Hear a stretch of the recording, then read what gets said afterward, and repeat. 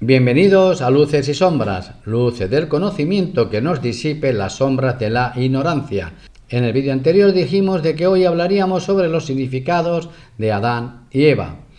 Estos significados de los que vamos a hablar vienen en contestación a unas preguntas, el libro de Abdul Baha, que pueden adquirir en la editorial Bahá'í de España o buscar por PDF en internet y ver el tema completo. Hay una pregunta sobre Adán y Eva. ¿Qué hay de cierto en la historia según la cual Adán comió el fruto del árbol? Previamente la respuesta de Abdul Baha. En la Biblia está escrito que Dios colocó a Adán en el jardín del Edén para que lo cultivara y cuidara, y le dijo: de todo árbol del huerto podrás comer, mas del árbol de la ciencia del bien y del mal no comerás, porque el día que de él comieres ciertamente morirás. El relato prosigue diciendo que Dios hizo dormir a Adán, y tomando una de sus costillas creó a la mujer para que ella fuera su compañera. A continuación dice que la serpiente indujo a la mujer a comer del árbol, diciéndole: sabe Dios que el día que comáis de él serán abiertos vuestros ojos, sabiendo en el bien y el mal. Entonces Eva comió del árbol y le dio a Adán, y él también comió. Los ojos de ambos se abrieron, se dieron cuenta de su desnudez y cubrieron sus cuerpos con hojas. Como consecuencia de ese acto, recibieron los reproches de Dios. Dios dijo a Adán: ¿has comido del árbol prohibido? Y Adán respondió: Eva me tentó y yo comí. Dios entonces reprendió a Eva, quien a su vez le dijo: la serpiente me tentó y yo comí. Por ello la serpiente fue declarada maldita y la enemistad quedó establecida entre la serpiente y Eva y entre sus descendientes. Y Dios dijo: el hombre es como nosotros, puesto que sabe del bien y del mal. Quizás comerá del árbol de la vida y vivirá para siempre, por lo cual Dios resguardó al árbol de la vida. Si interpretásemos el episodio literalmente, de acuerdo con el significado externo que es corriente entre el vulgo, la historia resultaría de lo más extraordinario. La inteligencia no puede aceptarla ni afirmarla, pues tales disposiciones, tales detalles, tales conversaciones y reproches, lejos están de ser los de un hombre inteligente, cuanto menos los de la deidad. Esa misma deidad que ha organizado este universo infinito de manera tan perfecta, así como sus innumerables habitantes con sistema, poder y perfección absolutos. Debemos reflexionar un poco. Si el significado literal de la historia fuera atribuido a un hombre sabio, ciertamente todos negarían con fundamento que semejante ficción e invención pudiera provenir de un ser inteligente. Por lo tanto, el relato sobre el acto de comer del árbol y la expulsión de Adán y Eva del paraíso debe ser considerado como un conjunto de alusiones simbólicas donde están contenidos misterios divinos y significados universales, susceptibles de maravillosas interpretaciones. Por tanto, estos versículos de la Biblia poseen numerosos significados. Explicaremos uno de ellos. A saber, Adán significa el espíritu celestial de Adán y Eva su alma humana. En algunos pasajes de los libros sagrados donde se mencionan mujeres, estas representan el alma del hombre. El árbol del bien y del mal significa el mundo humano, pues el mundo espiritual y divino es enteramente bueno y absolutamente luminoso, pero en el mundo humano la luz y la oscuridad, el bien y el mal, existen como condiciones opuestas. El significado de la serpiente es el apego al mundo humano. Dicho apego del espíritu llevó al alma y al espíritu de Adán desde el dominio de la libertad al dominio de la esclavitud, haciendo que éste se volviera del reino de la unidad al mundo humano. Cuando el alma y el espíritu de Adán entraron en el mundo humano, Adán salió del paraíso de la libertad para caer dentro del mundo de la esclavitud.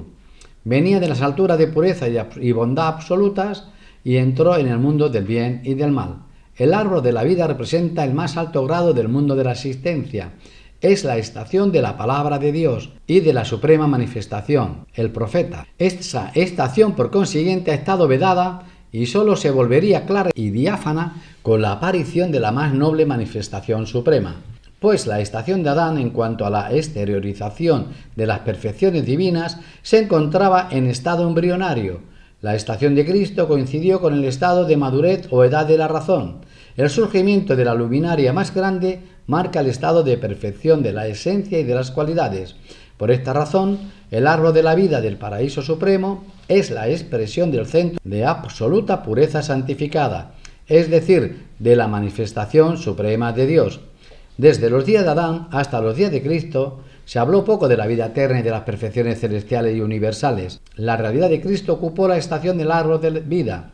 Con su manifestación, el árbol fue plantado y recibió el adorno de frutos sempiternos.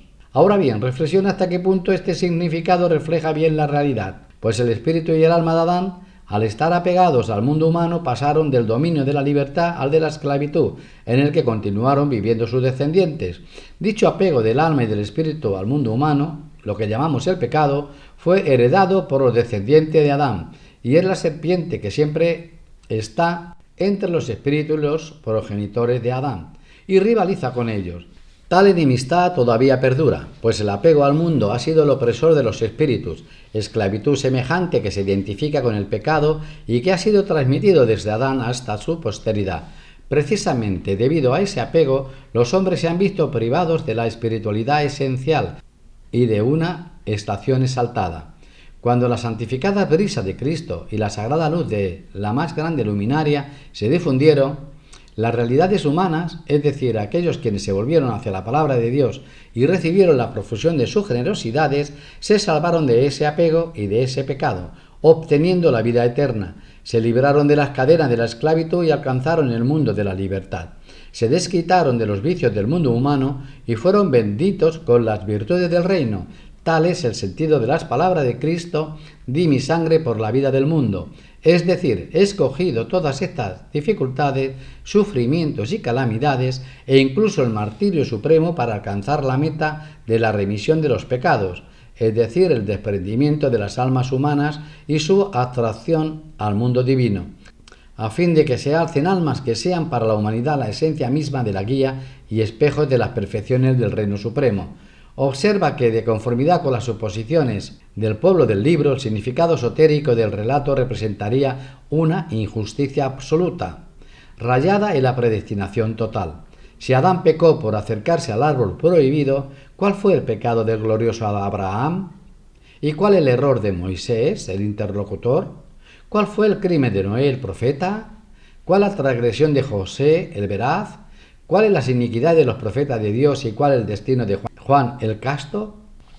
¿Acaso la justicia de Dios habría permitido que esas luminosas manifestaciones fuesen atormentadas en el infierno por causa del pecado de Adán hasta la venida de Cristo, mediante cuyo autosacrificio serían salvados de penosísimos tormentos? Semejante idea está fuera de toda ley y regla, y no puede ser aceptada por ninguna persona. Por el contrario, el relato significa lo que ya se ha dicho. Adán es el espíritu de Adán y Eva su alma, el árbol es el mundo humano y la serpiente el apego a este mundo, lo que constituye el pecado que ha infectado a los descendientes de Adán. Con su santa brisa Cristo salvó a los hombres de ese apego, librándolos del pecado. El pecado de Adán es tan solo con relación a su estación. Aunque de ese apego se obtienen resultados, no obstante ello, el apego al mundo terrenal comparado con el apego al mundo espiritual recibe la consideración de pecado. Las buenas obras de los rectos son los pecados de los allegados.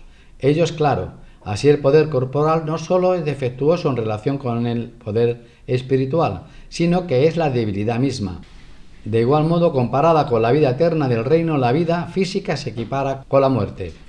Así Cristo llamó a la vida física muerte y dijo: dejad que los muertos entierren a sus muertos. Por más que las almas a que se refería Cristo poseían la vida física, no obstante, a su parecer, aquella clase de vida era muerte.